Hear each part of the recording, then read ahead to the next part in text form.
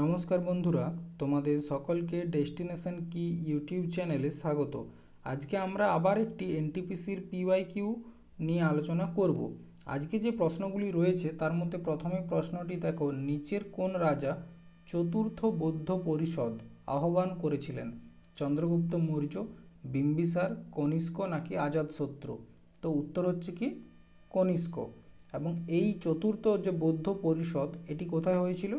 কাশ্মীরে। ঠিক আছে, এটাও কিন্তু মনে রাখবে। দেখো, বৌদ্ধদের টোটাল 4টি খুব গুরুত্বপূর্ণ পরিষদ হয়েছিল এবং এই 4টাই খুব গুরুত্বপূর্ণ। প্রথম যে বৌদ্ধ পরিষদ সেটা হয়েছিল 483 বিসিতে এবং এটি রাজগৃহতে হয়েছিল। এবং কোন রাজার সময় হয়েছিল? অজাতশত্রু। 383 বিসিতে হয়েছিল সেকেন্ড বৌদ্ধ পরিষদ এবং এটি বৈশালীতে হয়েছিল এবং কালাশোকের রাজত্বকালে হয়। থার্ড, এটা খুব গুরুত্বপূর্ণ, 251 বিসিতে হয়, পাটলিপুত্রতে হয়েছিল এবং অশোক এটার নেতৃত্ব দিয়েছিলেন, বা তখন অশোক এখানকার রাজা ছিলেন। এবং চতুর্থ বৌদ্ধ সংগীতি, এই ডেটটা নিয়ে অনেক জায়গায় অনেক রকম লেখা আছে, লুসেন্টে তোমরা দেখতে পাবে 92 এডি। ঠিক আছে, কাশ্মীরে হয়েছিল এবং কনিষ্কের সময় হয়েছিল। এরপর দেখো, which of the following is an antivirus? নিচের কোনটি একটি অ্যান্টিভাইরাস? এক্সএমএল নাকি মাইক্রোসফট নাকি নর্টন নাকি গুগল? তো মনে রাখবে এই যে নর্টন, এটি হচ্ছে একটি অ্যান্টিভাইরাস। এরপর এলিফ্যান্টা গুহা কোথায় অবস্থিত? হ্যাভলক দ্বীপ, ঘোরাপুরি দ্বীপ, মাজুলি দ্বীপ নাকি মুন্ড্রো দ্বীপ? এলিফ্যান্টা কেভ এটা হচ্ছে ঘোরাপুরি দ্বীপে অবস্থিত এবং এটি কোথায় অবস্থিত? মহারাষ্ট্রে। ঠিক আছে, মহারাষ্ট্রে অবস্থিত।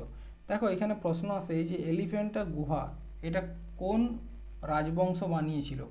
মনে রাখবে রাষ্ট্রকূট রাজবংশ। কে বানিয়েছিল? রাষ্ট্রকূট রাজবংশ। ঠিক আছে, এই এলিফ্যান্টা গুহার মধ্যে অনেকগুলো মূর্তি আছে, তার মধ্যে প্রধান যে মূর্তি সেটা হচ্ছে মহেশ মূর্তি। কি প্রধান? হচ্ছে মহেশ মূর্তি।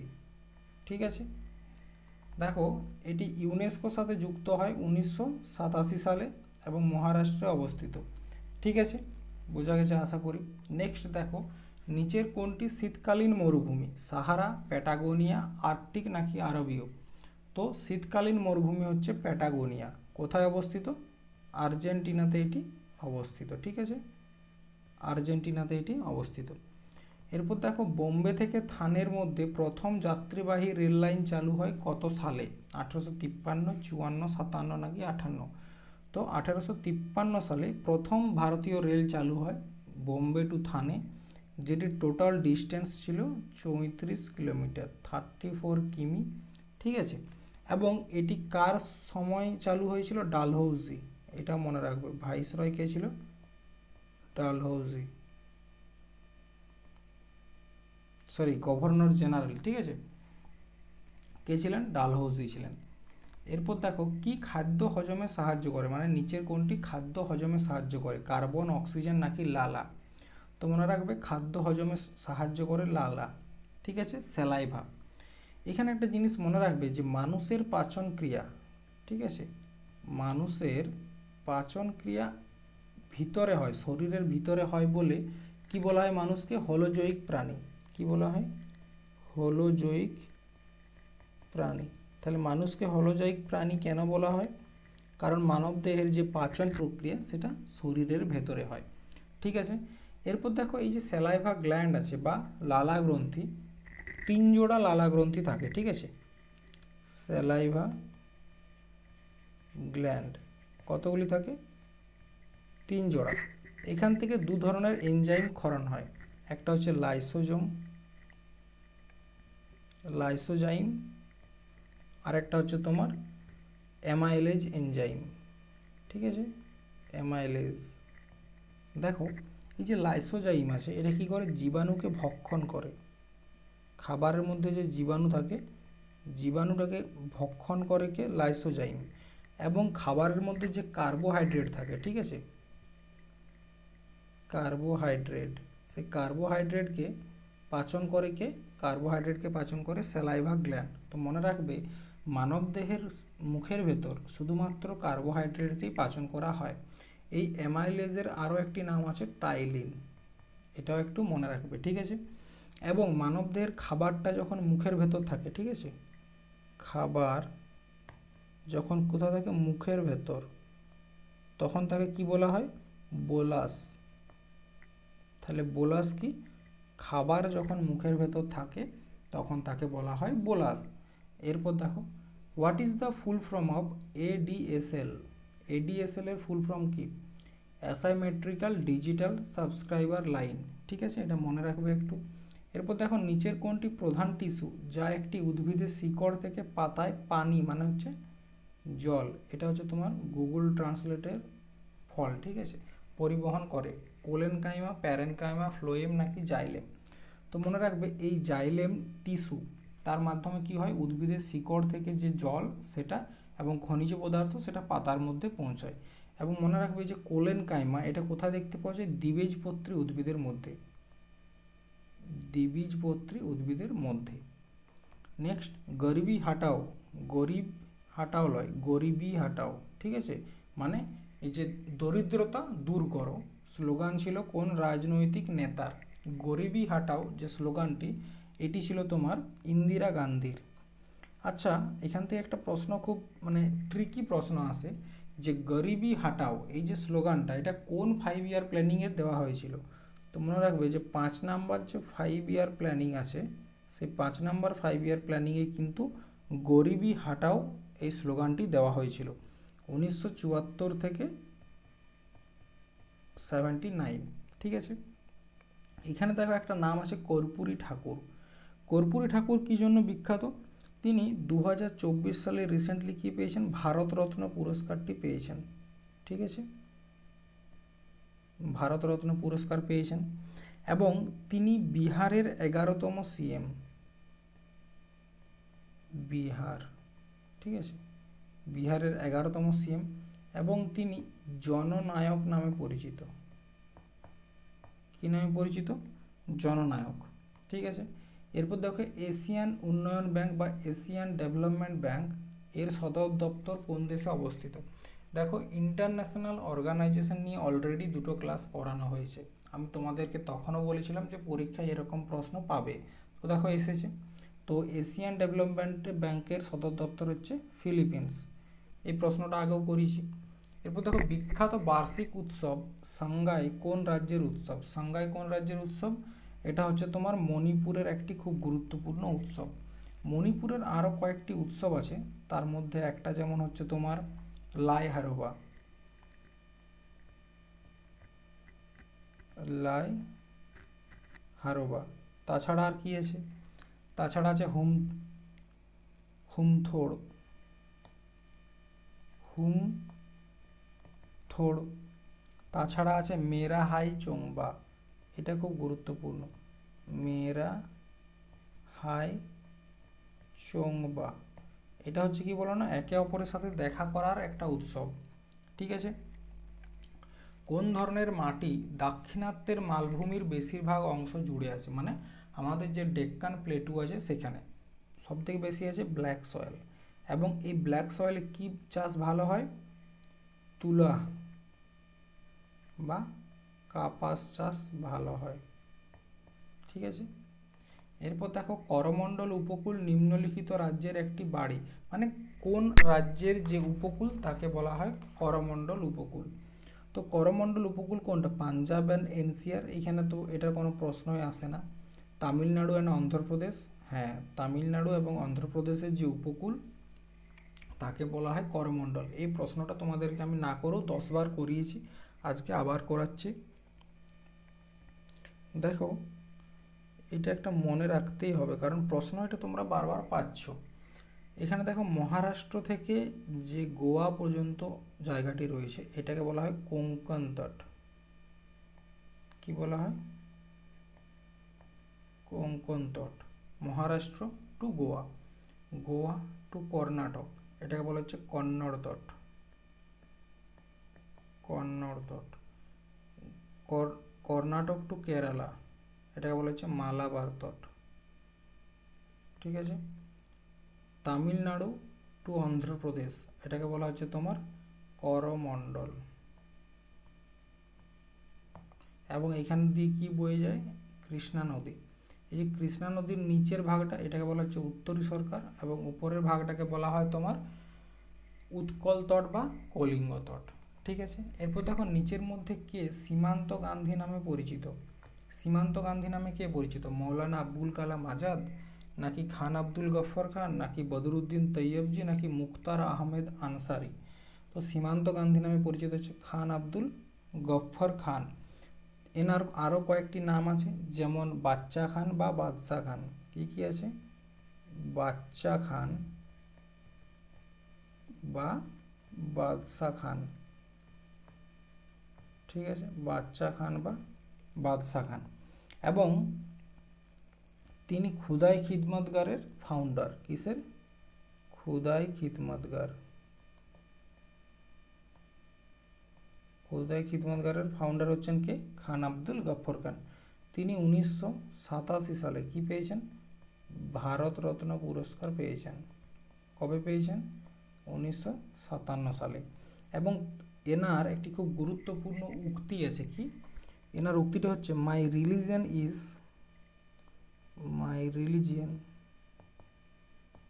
Is truth, love and service to god and humanity. তার মানে কি, তিনি বলছেন যে আমার যে ধর্ম সেটা হলো সত্য, ভালোবাসা এবং ভগবান ও মানবতার প্রতি কর্ম। ঠিক আছে, নেক্সট দেখো কি রয়েছে, নেক্সট রয়েছে ওজনের এক অণুতে কত পরিমাণ অক্সিজেনের পরমাণু। ওজনের সংকেত কি, O3। তাহলে কতগুলো পরমাণু, 3টা অক্সিজেন পরমাণু। ঠিক আছে, এরপর দেখো গভর্নর জেনারেল লর্ড ডালহৌসি কোন রাজ্যকে চেরি বলে ডাকতেন। ঠিক আছে, চেরি। বিজয়নগর, ঝাঁসি, গোয়ালিয়র নাকি আওয়াধ। মনে রাখবে তিনি অবধ যে রাজ্য সেটাকে চেরি বলে ডাকতেন। এবং এই অবধ রাজ্যকে কুশাসনের জন্য যে হড়প নীতি 1856 সালে কুশাসনের জন্য অবধের যে নবাব কে ছিলেন, ওয়াজিদ আলী শাহ এনার কাছ থেকে অবধকে কেড়ে নিয়েছিলেন। এরপর দেখে এই যে লর্ড ডালহৌসি, তার যে সময়কালটা গভর্নর জেনারেল হিসাবে 1848 থেকে 1856, এই সময়কালে অনেক গুরুত্বপূর্ণ কাজ হয়। প্রথমত তিনি প্রচলন করেন কি, ডক্টরাইন অফ ল্যাপসি। এবং তিনি তার সময়কালে ভারতের রেল যে ব্যবস্থা সেটাও প্রচলন হয়। তার জন্য লর্ড ডালহৌসিকে কি বলা হয়, আধুনিক ভারতের জনক। আধুনিক ভারতের নির্মাতা, জনক নয় নির্মাতা। আধুনিক ভারতের জনক বলা হয় রাজা রামমোহন রায়কে। ঠিক আছে, আর নির্মাতা বলা হয় লর্ড ডালহৌসিকে। এনার সময়কালেই কলকাতাতে প্রথমবার ইলেকট্রিসিটি এসেছিল। ঠিক আছে, এরপর নিচের কোন পাহাড়ের পশ্চিম প্রান্তে ভারতীয় মরুভূমি রয়েছে। ঠিক আছে, তো ভারতীয় মরুভূমি রয়েছে রাজস্থানে, এবং রাজস্থানের কাছে যে পর্বতটি রয়েছে সেটা হচ্ছে আরাবল্লী পর্বত। এই আরাবল্লী পর্বতের যে সর্বোচ্চ শৃঙ্গ সেটির নাম কি, গুরু শিখর।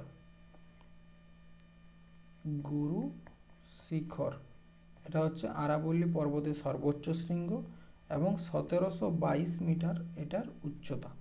এখানে দেখো ধূপগড় হচ্ছে সতপুরা যে রেঞ্জ। ঠিক আছে, সতপুরা রেঞ্জের সর্বোচ্চ শৃঙ্গ হচ্ছে ধূপগড় এবং এটির উচ্চতা 1352 মিটার। ঠিক আছে, পালিনী হচ্ছে একটা আমাদের দক্ষিণ ভারতের পাহাড়। এরপর দেখো which of the following is needed to access the ইন্টারনেটের ব্যবহার করতে গেলে নিচের কোনটি প্রয়োজন, unique IP address, TV, email নাকি হ্যাকার। তো মনে রাখবে ইন্টারনেট অ্যাক্সেস করতে গেলে আমাদের যেটা প্রয়োজন সেটা হচ্ছে ইউনিক আইপি অ্যাড্রেস। প্রত্যেকটা কম্পিউটার ফোনের একটা করে আইপি অ্যাড্রেস থাকে এবং সেই আইপি অ্যাড্রেসের মাধ্যমে অনেক সময় লোকেশন ট্রেস করা হয়। ঠিক আছে, এই যে আইপি অ্যাড্রেস রয়েছে এটার ফুল ফর্ম হচ্ছে ইন্টারনেট প্রোটোকল। কি, ইন্টারনেট প্রোটোকল। ঠিক আছে, ইন্টারনেট প্রোটোকল। তাছাড়া দেখো আমরা কম্পিউটার ইউজের ক্ষেত্রে নানা রকম শর্ট টার্ম ব্যবহার করি, যেগুলো খুব গুরুত্বপূর্ণ, যেমন এইচটিটিপি ওয়েবসাইটের ক্ষেত্রে ব্যবহার করা হয় এইচটিটিপি। ঠিক আছে, তো এটার যে ফুল ফর্ম এটা হচ্ছে হাইপার, মানে এই প্রশ্নগুলো আসে, ঠিক আছে, hyper text transfer protocol, transfer protocol secure, protocol secure. HTTP হলো, আর একটা হচ্ছে ইউআরএল, ঠিক আছে, যেখানে আমরা ওয়েবসাইটটা দিই, ইউনিফর্ম রিসোর্স লোকেটার, এটাকে কি বলা হয়, ইউনিফর্ম রিসোর্স লোকেটার। এই প্রশ্নগুলো এসেছে পরীক্ষায়, ওই জন্য বলে দিলাম। এরপর দেখো ভারতের বৃহত্তম নদীদ্বীপ মাজুলি, বৃহত্তম কি, এটা ভারত তথা বিশ্বের বৃহত্তম নদীদ্বীপ কোথায় অবস্থিত, মাজুলি। এই মাজুলিটা কোথায় অবস্থিত, আসামে। কোন নদীর তীরে, ব্রহ্মপুত্র, কোথায়, আসামে অবস্থিত, ঠিক আছে, মনে থাকবে। নেক্সট দেখো নিচের কোনটি ভারতের বৃহত্তম সরকারি ব্যাংক, মানে public sector bank, bank of India, state bank of India, bank of Baroda নাকি সেন্ট্রাল ব্যাংক অফ ইন্ডিয়া। তো দেখো ভারতের বৃহত্তম সরকারি ব্যাংক হচ্ছে SBI, state bank of India, ঠিক আছে। ভারতে টোটাল 12টা পাবলিক সেক্টর ব্যাংক মানে সরকারি ব্যাংক রয়েছে, তার মধ্যে সবথেকে বড় হচ্ছে এসবিআই, ঠিক আছে। সেকেন্ড রয়েছে পাঞ্জাব ন্যাশনাল ব্যাংক এবং ব্যাংক অফ বারোডা হচ্ছে 3 নাম্বার। এরপর ভারতীয় ব্যাংকে যখন এসবিআই এর কথা আসে, তো এখানে আমাদেরকে একটা হিস্ট্রি মনে রাখতে হবে, যেটার থেকে প্রশ্ন আমরা পেয়ে থাকি। দেখো 1806 সালে একটা ব্যাংক খোলা হয়, যার নাম হয় ব্যাংক অফ বেঙ্গল, ঠিক আছে, কি নাম ছিল, bank of Bengal, bank of Bengal. তারপর 1840 সালে একটি ব্যাংক খোলা হয়, যার নাম হয় bank of Bombay, bank of Bombay. এবং আরও একটি 1843 সালে খোলা হয়, যার নাম হয় bank of Madras, bank of Madras. এরপর এই যে 3টা ব্যাংক রয়েছে, এই 3টা ব্যাংকে একসাথে যুক্ত করে দেওয়া হলো কত সালে, 1921 সালে। 1921 সালে এই 3টা ব্যাংককে যুক্ত করে একটি নতুন ব্যাংক ক্রিয়েট করা হলো, যার নাম হলো ইম্পেরিয়াল ব্যাংক, ইম্পেরিয়াল ব্যাংক। ডেটটা কবে, 27 জানুয়ারি 1921। এরপর ভারত স্বাধীন হওয়ার পরে, ঠিক আছে, ভারত স্বাধীন হওয়ার পর 1 জুলাই 1955, কবকে, 1 জুলাই